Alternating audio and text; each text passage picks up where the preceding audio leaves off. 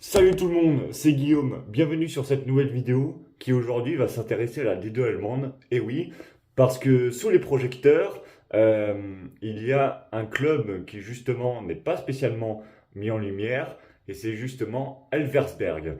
Donc, parce que pourquoi la D2 allemande? Parce qu'aujourd'hui Schalke est sacré champion, porté par Edin Dzeko ou Adil Aouchiche, l'ancien Lorientais, ou même des gros clubs tels que Paderborn ou Hambourg, sont toujours dans la course au titre.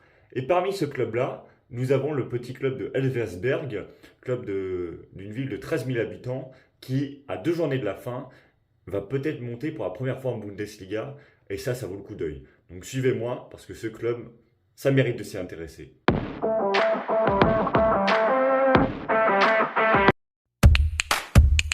En historique, c'est pas un club avec un passé très étoffé. En effet, comme je l'ai pu préciser en introduction, il n'a que c'est qu'un petit village de 13 000 habitants dans la région de Sarre, à une vingtaine de kilomètres de Sarrebruck. Donc Sarrebruck, donc la Sarre déjà c'est proche de la frontière française, donc tout ce qui est l'Alsace. Et justement, donc Sarrebruck, ça va, c'est près de 200 000 habitants. Et donc Elvesberg, c'est que 13 000 habitants. Donc vous comprenez bien que ce plan footballistique, ça a été assez limité. C'est un club qui a été créé en 1907, donc qui a quand même une importance dans le coin, qui durant toute la seconde partie du XXe siècle, même les années 60, c'était la seconde division. Et même à partir du XXIe siècle, les années 2000-2010, ça n'a pas spécialement changé, j'ai envie de vous dire. Le moment du club où ça a véritablement changé, et ça c'est important quand même, c'est quand le club a pris de l'expérience à partir de 2012-2013, où là, ils sont en barrage de montée, donc ils sont en quatrième division à ce niveau-là, donc en Regional Liga Sud-Ouest, et ils affrontent la réserve du club de Munich 1860, donc un peu l'ennemi rival du Bayern Munich, logiquement.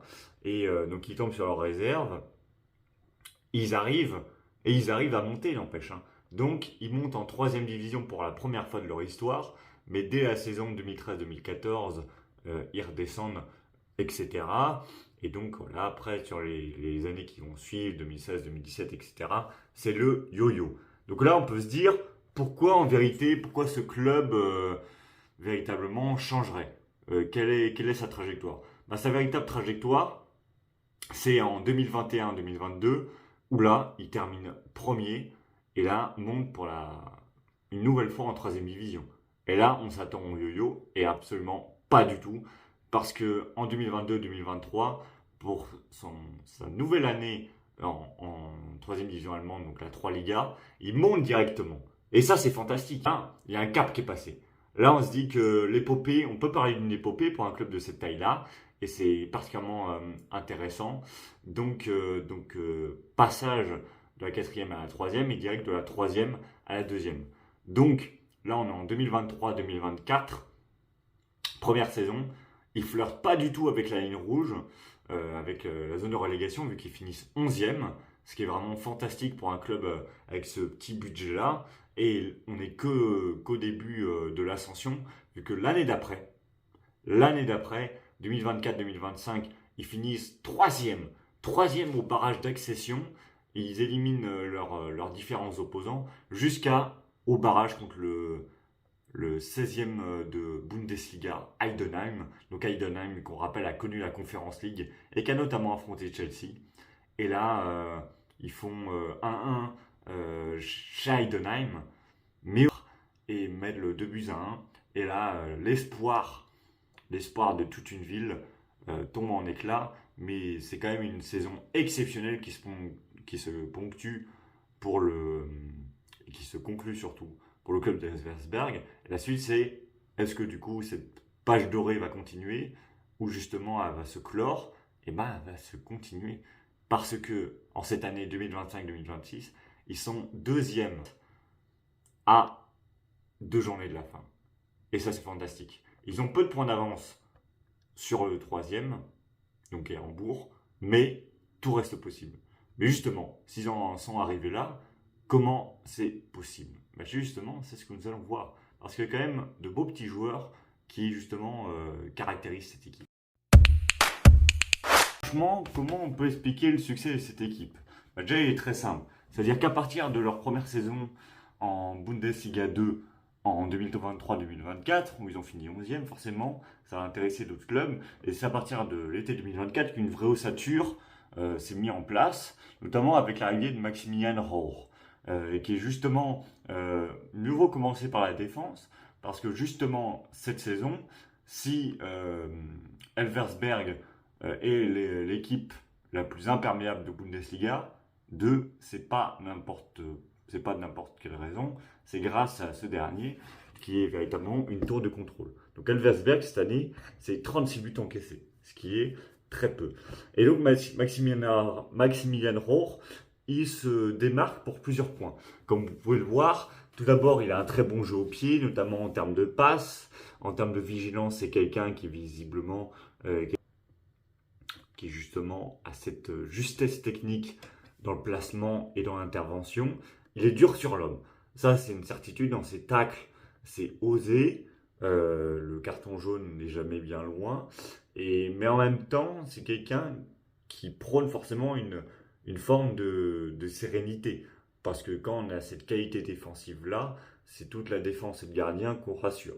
Donc il y a ce premier joueur, forcément, qui en impose, qui est complété en dernier rempart avec Nicolas Christoph, un gardien de 26 ans autrichien, et qui justement, lui, il est très bon sur le plan statistique, vu qu'il est il est dans le top 5 des gardiens en termes de clean sheet, avec 9 matchs sans encaisser de but. Il est même deuxième au classement des gardiens ayant encaissé le moins de buts par match, avec une moyenne de 1,1 but par match, où il est juste derrière Loris Karius, le fameux gardien de Schalke. Et donc voilà, donc quand on a une arrière-garde portée par ces joueurs-là, et franchement, ça fait quand même quelque chose d'assez solide. Au milieu de terrain, on retrouve la même chose avec le revenant Lucas Poreba qui était passé par Lens et qui justement en prêt de Hambourg se relance particulièrement bien. À ses côtés, on retrouve Tom Zimmerschied qui lui est à 4 buts et 8 passes décisives. Donc en fait, ce qui est très intéressant avec cet effectif, c'est il y a une certaine expérience. C'est pas des joueurs en fin de carrière, mais c'est des joueurs à pleine maturité. Et ça, c'est très intéressant. C'est des joueurs complets avec un mixte générationnel. Tous ont fait forcément une qualité balle au pied qui est très intéressante. Et puis aussi, forcément, comment ne pas évoquer Lukas Radkov, le Bulgare, qui justement est à 13 buts et 6 passes décisives cette saison, et qui justement, après avoir végété en 3e division, a complètement éclos cette saison, parce que justement sa carrière à Augsbourg n'avait jamais été véritablement lancée, et désormais sa carrière sur le plan international avec la Bulgarie ou avec Elversberg est à son firmament. Donc c'est franchement, Lukas Radkov est véritablement la force en présence de cette équipe, depuis notamment le départ au mercato hivernal de Younes Ebnout Talib, donc le Marocain, qui est parti pour 8 millions d'euros, un transfert record pour Elversberg. Et vous pouvez voir les images ci-dessous, c'est vraiment très technique, devant la surface, demi-volée, dans le placement, etc. C'est un joueur véritablement imprévisible, avec véritablement une grosse qualité de balle au pied, un renard des surfaces, mais aussi pas que, hein, en dehors de la surface, c'est très très fort. Donc voilà, en fait c'est ça qui résume Elversberg. C'est un mix générationnel. On relance des joueurs parce que forcément Elversberg ne peut pas prétendre à aller chercher des joueurs bien confirmés dans des clubs de haut de tableau. Et donc on se base sur une ossature au fil des années. Et puis si on peut faire péter, comme on dit, un joueur tel que Ebnout Talib, qui a surtout connu sa carrière du côté de Perugia notamment, c'est loin d'être une mauvaise affaire, et c'est tout aussi bon pour ce club familial qui, avec la Urana Arena, a une capacité de 9000 personnes, dont 6000 places debout. Et c'est ça le football allemand. C'est un petit club avec une ambiance très chaleureuse, des joueurs qui ont envie de tout donner dans une ambiance à taille humaine. Et c'est justement pour ça qu'Elversberg est tout aussi intéressant. La vidéo est terminée pour moi. J'espère qu'elle vous aura plu. En tout cas, voilà, c'est typiquement le contenu de la chaîne que j'espère proposer. C'est mettre en valeur des joueurs qui ont explosé sur le tard, des ambiances familiales, parce que ça mérite de les mettre en valeur. Et puis, Elversberg, sur le papier, moi comme vous, on n'est pas en capacité de situer cette ville sur une carte. Et c'est important de mettre en lumière ce type de club. On verra s'ils arrivent à aller en Bundesliga. S'ils y vont, ce sera une magnifique chose. Mais en tout cas, comme on dit, ce qui compte avant tout, c'est le beautiful game. Donc à la prochaine et espérons trouver une histoire tout aussi intéressante.